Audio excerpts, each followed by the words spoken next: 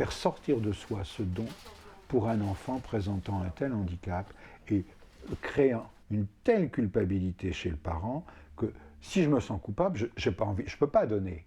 La non-culpabilité est à la base du don. Il faut que je me sente, au fond, même si je ne me sens pas suffisamment être, il faut quand même que je me sente suffisamment digne.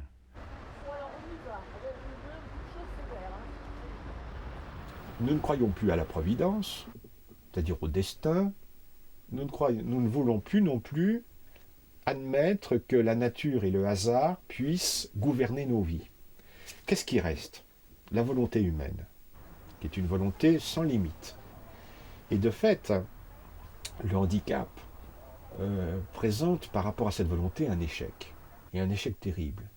Et le déni, toutes les stratégies de déni que nous avons par rapport à cela, donc l'invisibilisation, si on peut dire, de ces êtres, c'est-à-dire le fait qu'ils n'appartiennent plus à notre champ de vision, qu'ils ne font plus partie de notre existence.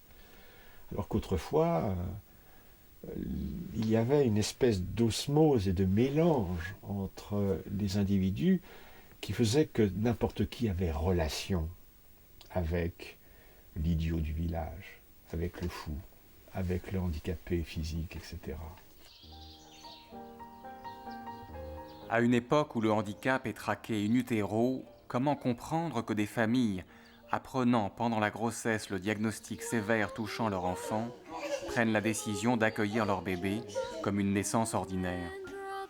Responsabilité, don de soi, amour, foi, confiance en l'avenir, ces parents éclairés apportent beaucoup d'humanité et de fraîcheur à la question si pesante du handicap.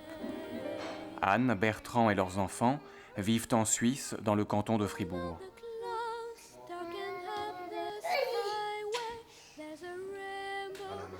Le fait qu'Anne disait, mais je le sens déjà vivre, cet enfant, il est en moi, il bouge, c'est fou, il est là. Et c'est vrai que j'ai posé la question au gynécologue quand on est allé ensemble à Bulle, donc une ville de maintenant 15 000 habitants. Est-ce que sur les gens qui ont appris qu'ils auraient un enfant trisomique, ça c'est combien ont décidé de le garder? Et sa réponse a été quand même assez cinglante, 0, aucun. Et je me suis dit, bon, c'est pas pour faire des originaux, mais on sera peut-être les premiers à essayer. Mais au départ, ça a quand même été des larmes, pour moi un coup de poing au ventre, et ça a été pas facile à encaisser. Au moment de l'annonce, on a eu une réponse très médicale. C'est-à-dire que le gynécologue nous a dit, voilà, si vous voulez, vous pouvez avorter. Il nous a décrit ce que c'était un avortement. Il nous a dit, voilà, vous réfléchissez quelques jours et puis vous me redites. J'avais déjà senti bouger, puis je ne pouvais pas m'imaginer qu'il n'avait pas sa place. Pour moi, c'était mon enfant qui était en moi, puis je ne pouvais pas m'imaginer que, non, parce qu'il était trisomique, non. Au moment de l'annonce, moi je l'ai vécu comme j'avais l'impression que le ciel me tombait sur la tête. J'arrivais plus à voir dans l'avenir, à me projeter dans l'avenir. La seule chose, c'était, je me dis, il faut que je me renseigne. Qu'est-ce que c'est vraiment, qu'est-ce que ça implique la trisomie sur... Si ce qui a changé, c'est l'investissement de temps qu'on prend pour les enfants. Ça, je trouve que ça a changé. Parce qu'on a du temps pour aller chez les différents thérapeutes, on prend plus de temps pour jouer avec lui à des jeux spécifiques qui vont dans le sens d'une stimulation. C'est vrai qu'ils ont une mission de séduction et ils l'accomplissent tellement bien.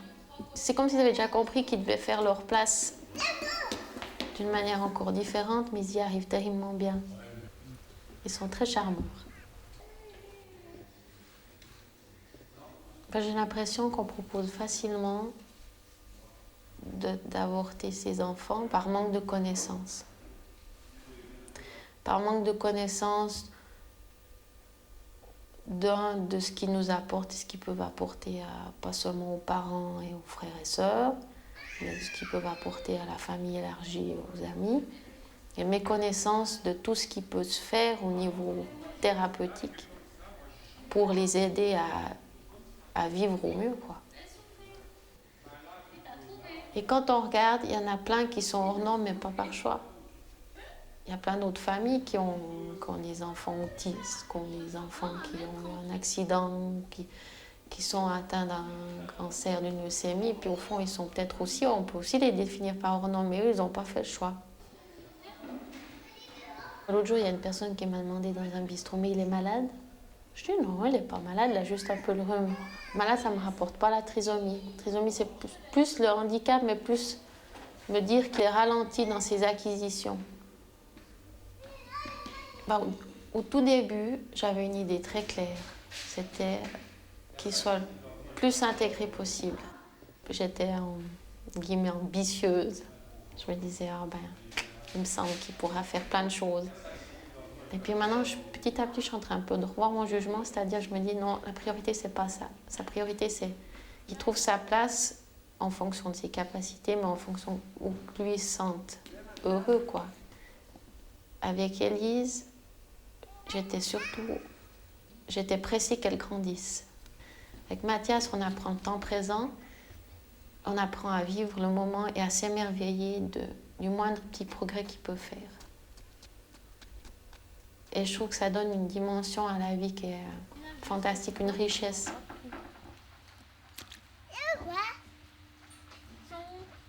Des fois, il ne faut pas trop se poser de questions puis y aller, mais je crois que c'est vrai, c'est ça. Pas trop se poser de questions et puis on y va avec ce que la vie nous donne. Et puis on est gagnant. C'est pas facile, mais on est gagnant. T'as pris ces deux ? 3 jours par semaine, Violaine se rend seule à Paris pour suivre une formation avec des jeunes autistes au Tremplin, un centre de l'association Jeunes Lève-toi qui accueille des adultes handicapés mentaux pour un enseignement scolaire et ménager.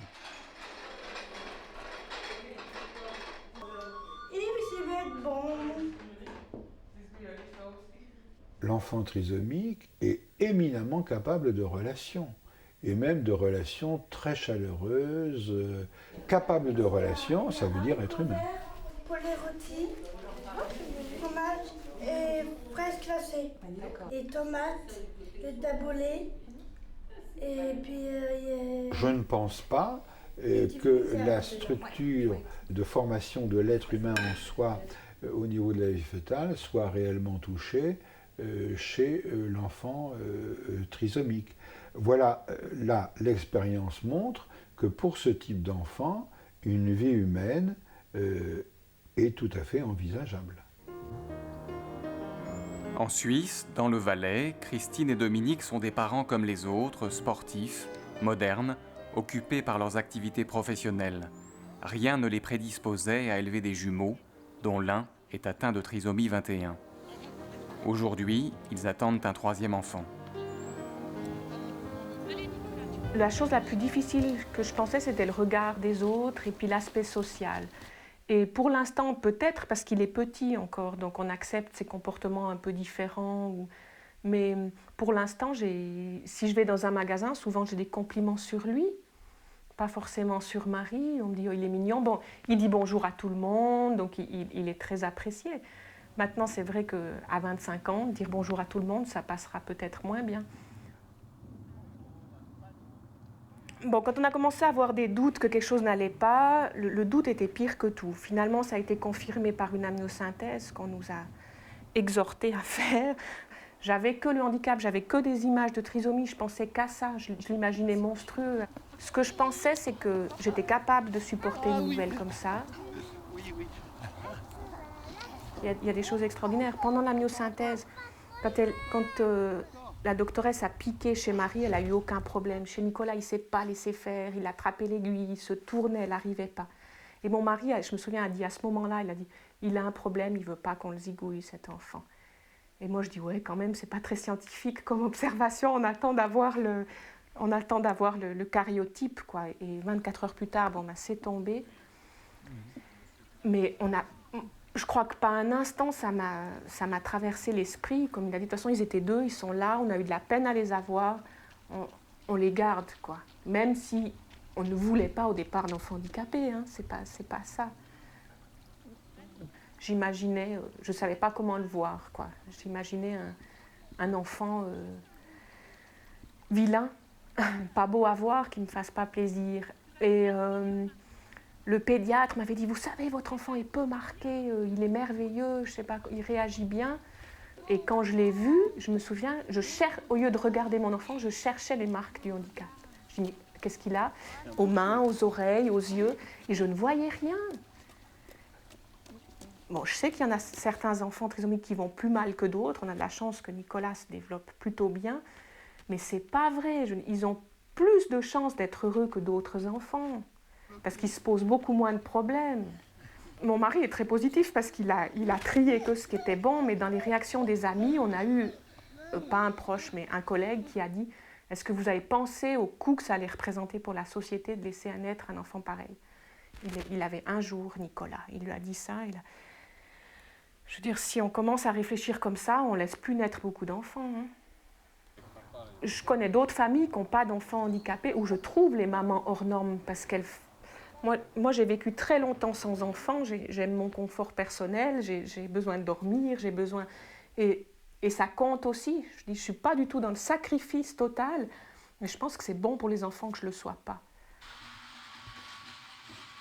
Marie a compris assez vite que son frère était handicapé, puisque c'est le mot qu'on utilise, dans le sens où elle a compris handicap, les choses sont plus difficiles à réaliser. Sa grande chance, c'est d'avoir une sœur jumelle, parce que ce que je faisais avec sa sœur, je faisais avec lui. Alors que s'il avait été tout seul, je ne suis pas sûre. Nicolas, il a beaucoup de gens dans sa tête. Il est très intéressé par les autres et par la relation. Pour moi, le plus grand souci, c'est Nicolas quand on ne sera plus là pour s'en occuper. Parce que je crois qu'il peut se débrouiller très bien tout seul, pour autant qu'il ait quelqu'un qui veille sur lui. Moi, je pense qu'on est autonome dans la mesure où on arrive à être heureux sans dépendre complètement du regard des autres, sans dépendre complètement de la réussite qu'on peut avoir, etc. C'est un peu une forme de sagesse. Très petit, il a capté mon regard. Il n'y avait pas du tout de problème pour garder son regard. Alors, il a des yeux un peu différents, mais c'est un enfant qui est très présent dans la relation et qui l'a toujours été. Depuis 3 ans qu'il est là, moi je crois qu'on n'a pas tellement manqué de choses ou changé radicalement notre organisation de vie à cause de lui. Il faut s'adapter parce qu'il y a des temps où il a des spécialistes qui viennent s'occuper de lui, etc. Ça demande un peu d'organisation. Mais autrement, je trouve que c'est un enfant qui est très facile à vivre, quoi. Il y a des méthodes où on hyperstimule ses enfants. Je n'ai pas choisi ça. Je dis, il fera ce qu'il peut pourvu qu'il atteigne un certain niveau d'autonomie. Mais le reste, je ne cherche pas du tout la performance. Christine avait recueilli des témoignages. Et parmi ces témoignages, il y avait un témoignage d'un ancien coureur automobile qui est très connu, qui s'appelle Damon Hill, qui a aussi eu, lui, un enfant trisomique. Je me suis dit que si un type comme lui, avec sa notoriété, etc., n'a pas du tout hésité à perdre l'image de vainqueur qu'il avait, et puis s'est dit, je peux être vainqueur avec mon gamin, je me suis dit, mais pourquoi moi je ne pourrais pas l'être aussi? Accueillir un enfant différent, c'est accepter une forme de anormalité, si on veut bien. Et puis, il y a quelque chose d'intéressant là-dedans. Moi, je pense qu'on a une société qui est trop standardisée, qui veut trop éviter certains problèmes. Mais c'est vrai que ces problèmes, ils peuvent se passer après. Il y a tellement de choses de hasard qui jouent dans la vie. Un enfant, il peut avoir des problèmes à l'adolescence, il peut avoir un accident, etc. Donc là, on accepte ce hasard assez tôt, en fait, cette particularité assez tôt. Un potentiel qu'il a aussi bien que les autres, c'est le potentiel à être heureux. C'est vrai qu'il faut faire le deuil au début, peut-être, de l'image nette ou clean qu'on aurait aimé avoir avec une famille sans aucun problème. Mais est-ce que cette image-là, on peut la garantir dans tous les cas?